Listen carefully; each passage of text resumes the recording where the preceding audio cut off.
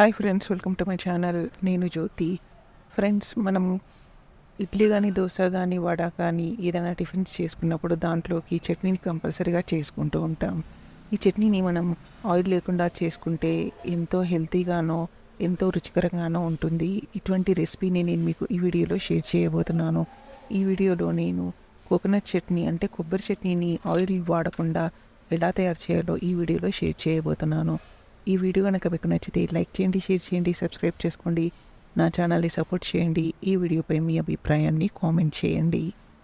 ముందుగా ఒక mixie jar తీసుకుని దీంట్లోకి హాఫ్ పచ్చి కొబ్బరిని తీసుకోవాలి.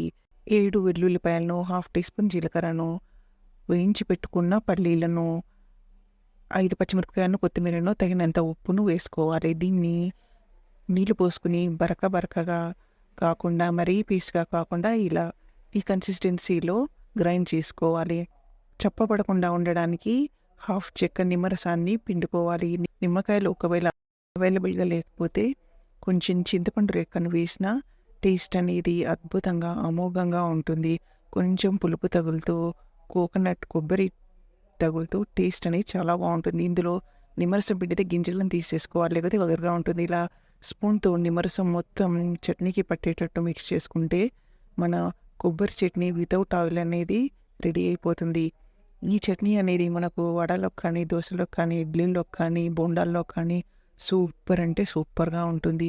కొంచెం పులుపు తగులుతూ, కొబ్బరి కొంచెం స్వీట్గా తగులుతూ ఎంతో అద్భుతంగా రుచిగా ఉండే ఈ కొబ్బరి చట్నీ మనకు ఎంతో హెల్తీ అయినది.